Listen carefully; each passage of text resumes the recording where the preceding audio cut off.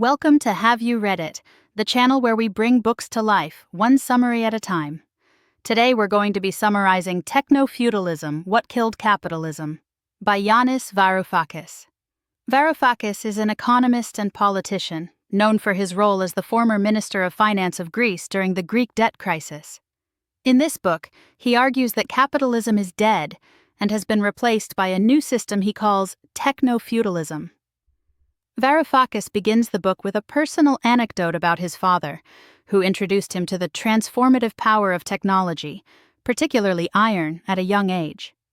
His father instilled in him a nuanced view of technology, recognizing its potential for both progress and destruction. Varoufakis recalls how his father highlighted technology's duality through Hesiod's lament about the Iron Age, a time when iron, while improving tools, also hardened souls and brought sorrow. He also recalls how his father, by helping him connect his computer to the internet, has asked him the killer question that ultimately inspired the book. Now that computers speak to each other, will this network make capitalism impossible to overthrow? Or might it finally reveal its Achilles heel? He emphasizes that his thinking was also influenced by his mother, who drew his attention to the duality of labor. Varoufakis explains that capitalism was built on markets and profit. To explain technofeudalism, Varoufakis first revisits key metamorphoses within capitalism itself. He pinpoints a turning point where manufacturing desires became as important as manufacturing goods. He also points out how electromagnetism transformed capitalism, requiring the rise of mega-corporations and big finance. He highlights the emergence of the technostructure, a private public decision-making network focused on the growth of conglomerates. He suggests that after World War II, Soviet planning principles were successfully implemented in the U.S., with the technostructure acting as a centralized economy with markets. He argues that capitalism moved from a market society to an economy with markets thanks to the technostructure. He introduces the global plan to remake Europe and Japan, which led to a golden age of capitalism, but ultimately collapsed due to the Vietnam War and increased efficiency of Japanese and German factories.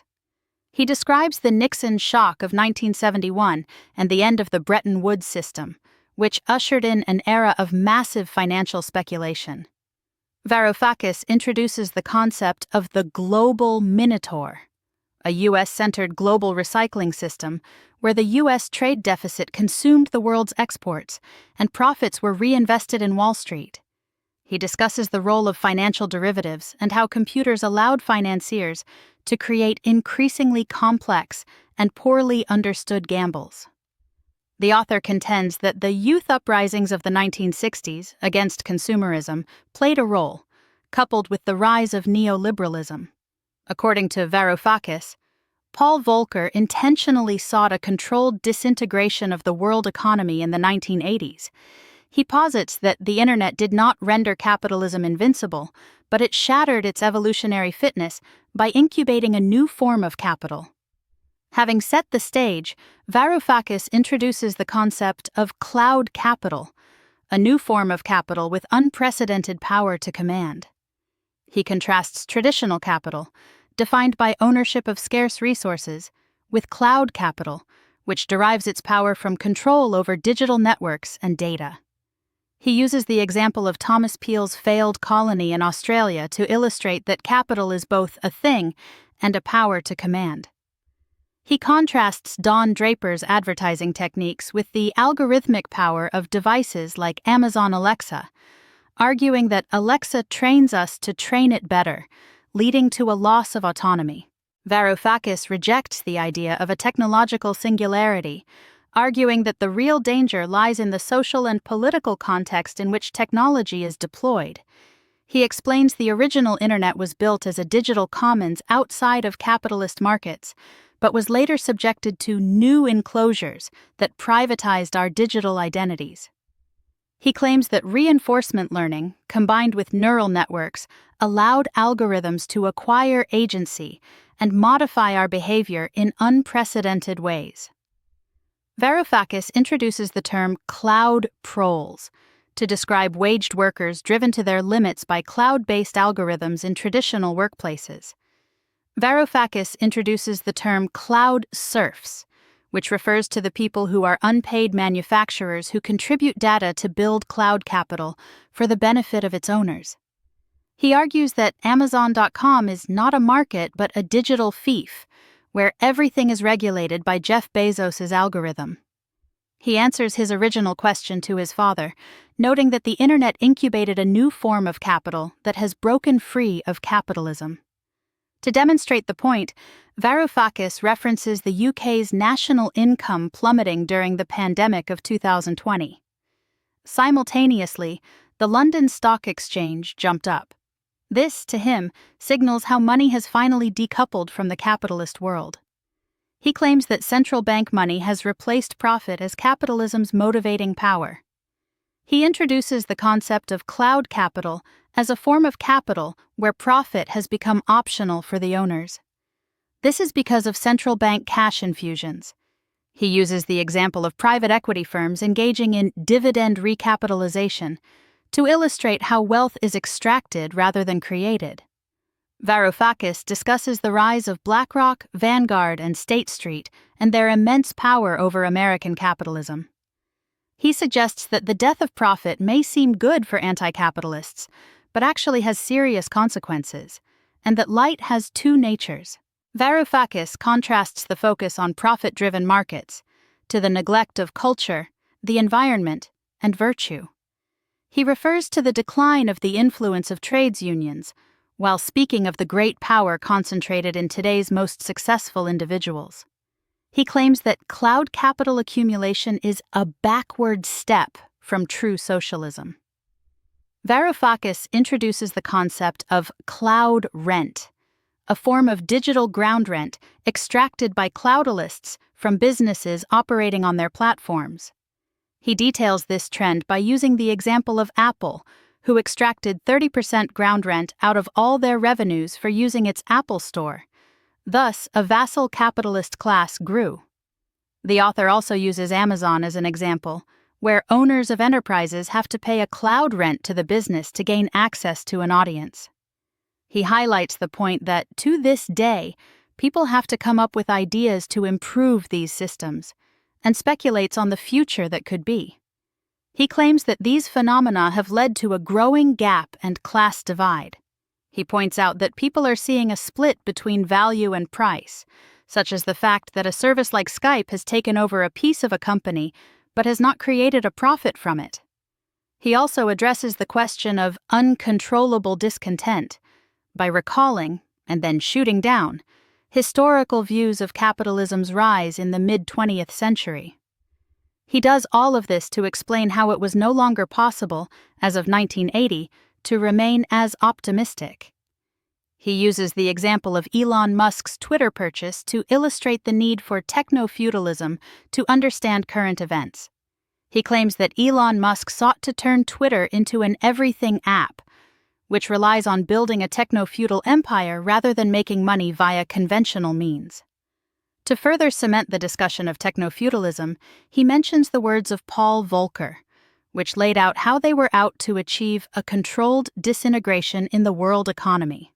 According to Varoufakis, the great inflation and cost of living crisis of recent years cannot be properly understood outside the context of techno-feudalism. He claims that the money printing undertaken by central banks to provide COVID relief did not reach the people it was intended for. Instead, wealth flowed upwards to the already rich.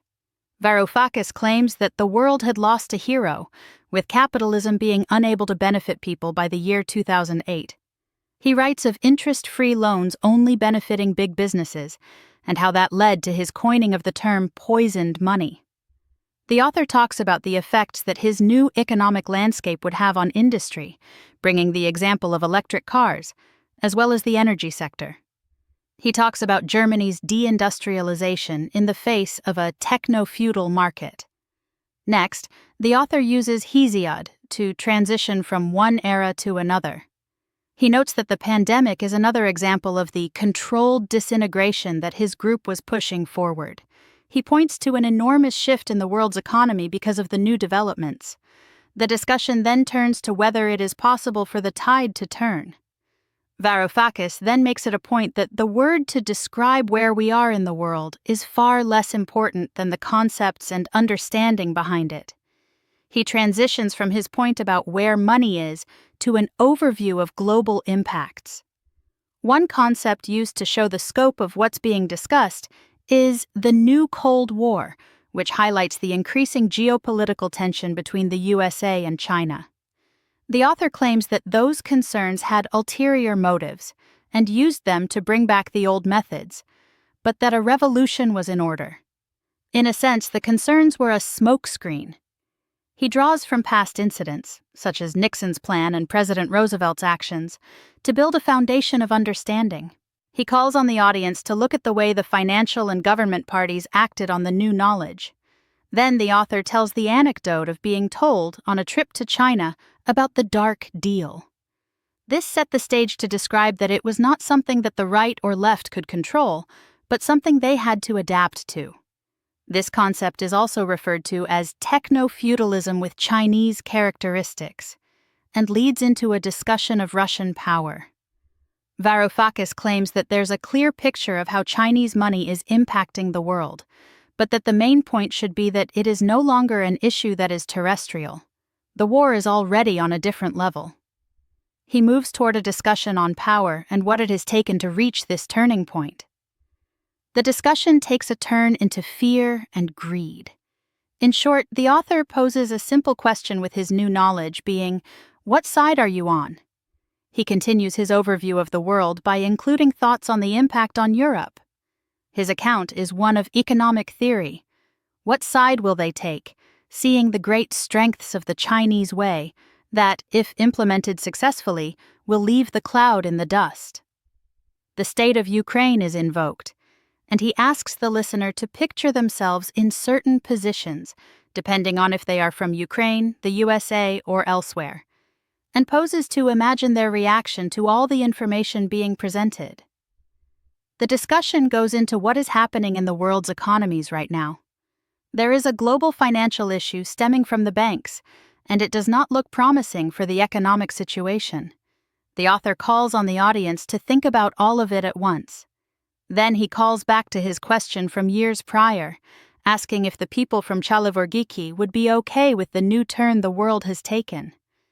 The question is not whether something terrible may happen or not. The question is about freedom. Then the script goes back to his early ideas, such as that of the 3D printer and people building their own perfect societies with local ideas. The new goal to achieve is not a small task at all. As one might remember from other stories, the smallest thing can have the greatest impact. The core of his thoughts remains on this. What does this mean for humanity? He presents the audience with a choice: to either be an Odysseus or stay in comfort, which is, naturally, a reference to the Odyssey. The discussion changes again as the world of today transitions into the future. Then the question of democracy is brought forth. He also mentions that there will come a time when something has evolved, and perhaps it's right to call it something else. The focus shifts to the environment and all living things as he continues. The topic of people getting stronger from the environment is posed. His final words were, "It will not be sufficient, but it is necessary." Varoufakis emphasizes that a left-wing agenda is necessary and points out how today, to this end, there must be a cloud rebellion. A world was presented where the citizens all knew to be ready. No longer were governments the people in charge. It was an AI. That's the crux. He closes out the book with a call to action, to embrace the contradictions, and that things will be fine. If light can have two contradictory natures, and if all of nature rests on a binary opposition, then hardened iron steam engines and networked computers could also be simultaneously potential liberators and enslavers. And so it is up to us, collectively, to determine which of the two it will be. That's where politics comes in. So, what are the main takeaways from Varoufakis' Technofeudalism? Capitalism, as we knew it, is dead, killed by cloud capital and the rise of tech giants. We are entering a new era of technofeudalism, marked by digital fiefdoms and cloud serfdom. To fight this new system, we need a cloud rebellion that unites cloud proles and cloud serfs. The first step is understanding the dynamics of this new system and recognizing the urgent need for systemic change. Here are some heuristics that will help you remember the ideas presented in the book. Capitalism is out, cloudalism is in. Think of traditional markets versus today's digital platforms. From proletariat to cloud serfs. The new class structure is key to understanding power today. Markets or fiefdoms? Are we free to choose, or are we just tenants on someone else's land? Whose code, whose rules? Algorithmic power must be challenged and democratized. Thanks for watching. Make sure to give this video a thumbs up and hit that subscribe button so you never miss our next book dive.